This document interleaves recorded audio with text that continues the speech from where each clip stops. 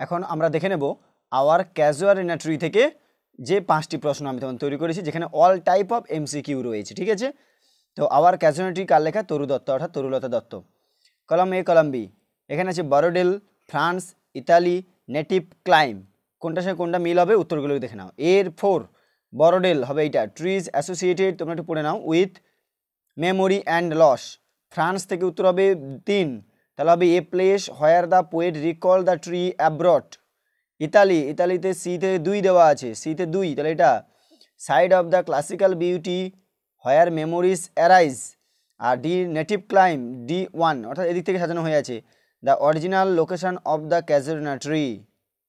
হলো 2। দেখো একটা কেস বেস কোশ্চেন আছে, কোশ্চেনটা হচ্ছে এটা, লাইন দেওয়া আছে দেখো, but not because of its magnificent dear is the casual to my soul. এই যে লাইনটা দেওয়া আছে এখান থেকে question, what do this lines reveal about the speaker's emotional connection to the tree.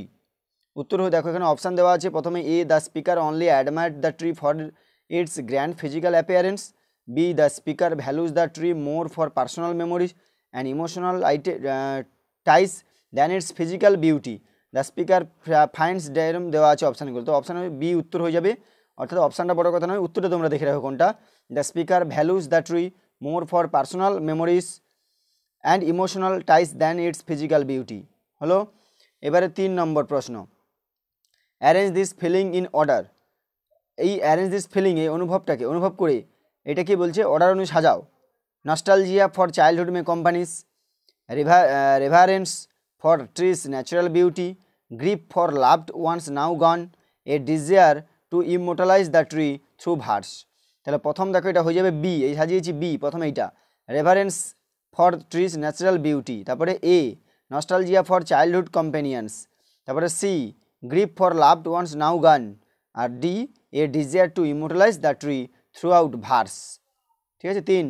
এবার 4 নম্বর প্রশ্ন, অ্যাসারেশন রেজিন আছে, অ্যাসারেশন কি আছে দেখো, the poet hears the tree's dirge like murmur in foreign lands, reason the sound reminds her of the friends she lost in childhood.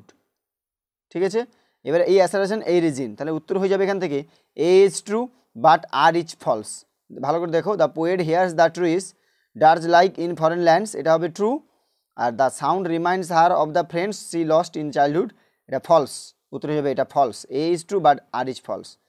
আর এটা 5 নম্বর প্রশ্ন আছে, দেখো 5 নম্বর প্রশ্নতে রয়েছে যে what does the poet mean when she says beneath it we what does the poet mean when she says beneath it we have played through years may roll. আচ্ছা, এটা হচ্ছে কোটেশনের মধ্যে লাইনটিকে আছে, উত্তর যাবে the tree reminds her of childhood friends and memory, এটা হবে the tree reminds her of childhood friends and memories. বুঝে গেল? এরপরে চলে যাচ্ছি ইউলিসিস থেকে। এবারে ইউলিসিস থেকে কোন প্রশ্নগুলো করবো একটু দেখে নাও। প্রথমেই দেখে নাও, ইউলিসিসে কিছু অনলাইনার যেগুলো মানে অ্যালফ্রেড লর্ড টেনিসনে লেখা, এটা হচ্ছে ইনি হচ্ছে ভিক্টোরিয়ান এজের কবি, আর অ্যালফ্রেড ইউলিসিসটা হচ্ছে কি, এটা ড্রামাটিক মনোলগ। বুঝে গেল? আরও যে সময় শর্ট কোশ্চেনগুলো তোমরা পড়েছো বা আমি করিয়েছি সেগুলো তো অবশ্যই আছে, এখন লাস্টে এটা জাস্ট দেখে যাও তোমরা।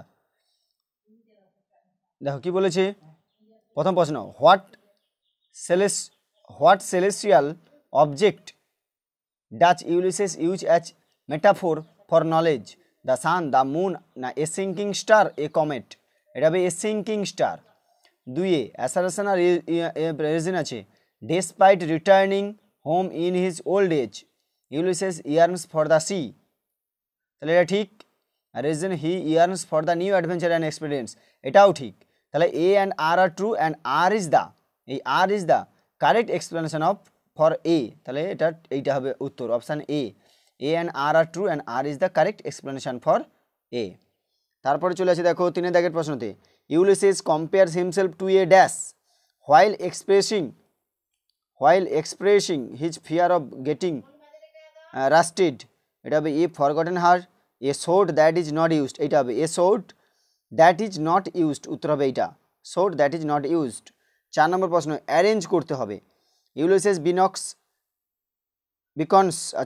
beckons his friends to join him for yet another adventure, Ulysses returns home in his old age, Telemachus becomes the ruler of the island, আর Ulysses wishes to live multiple to experience everyday. তাহলে এখান থেকে এটা হবে প্রথম সাজাল হবে B, অর্থাৎ এইটা এক, Ulysses returns home in his old age. তারপরে D, Ulysses wishes to live multiple to experience everyday. তারপরে C, Telemachus becomes the ruler of the island, এটা সি। তারপরে হয়ে যাবে এ এইটা, তাহলে বি ডি সি এ সাজালে হবে, বুঝে গেল। এবারে 5 নম্বর প্রশ্ন। 5 নম্বর প্রশ্ন কি? কেস বেসড প্রশ্ন। কেস বেসড মানে কি বলতে না, তোমার লাইন তোলা থাকবে, সেখান থেকে প্রশ্ন দেবে। This is my son mine own Telemachus, এই লাইনটা আছে, এখান থেকে লাস্ট লাইন আমি শেষ করে থাকবো, subdue them to the useful and good, এই লাইন। এবার এখান থেকে প্রশ্ন, why does Ulysses think Telemachus is better suited to be the ruler, কেন মনে করছেন তিনি? উত্তর হয়ে যাবে দেখো এটা, অপশান দেখে নাও তোমরা, he has an adventurous spirit, loves battle, he wants to abandon Ithaca. আর বি হবে, he has the ability to rule with patience and wisdom, he has the ability to rule with patience and wisdom, এটা হবে উত্তর, option B. তাহলে এই case বেসের উত্তর হবে এটা, হি has the ability to rule with patience and wisdom, বোঝা গেল এই প্রশ্ন। পরবর্তী জাস্ট ক্লাসে এখনও তৈরি করা হয়নি ওটা, রাইডার্স টু দ্য সি থেকে মাত্র 10টার মতো প্রশ্ন আমি নিয়ে আসছি, তো কিছুক্ষণ পরে এটা পাবে তোমরা রাইডার্স টু দ্য সি থেকে, ঠিক আছে। যদি এরকম ভিডিওগুলো পাওয়ার জন্য অবশ্যই চ্যানেলকে সাবস্ক্রাইব করে রাখো, যারা নতুন অবশ্যই চ্যানেলে সাবস্ক্রাইব করে বেল আইকন প্রেস করে একদম ভুলবে না।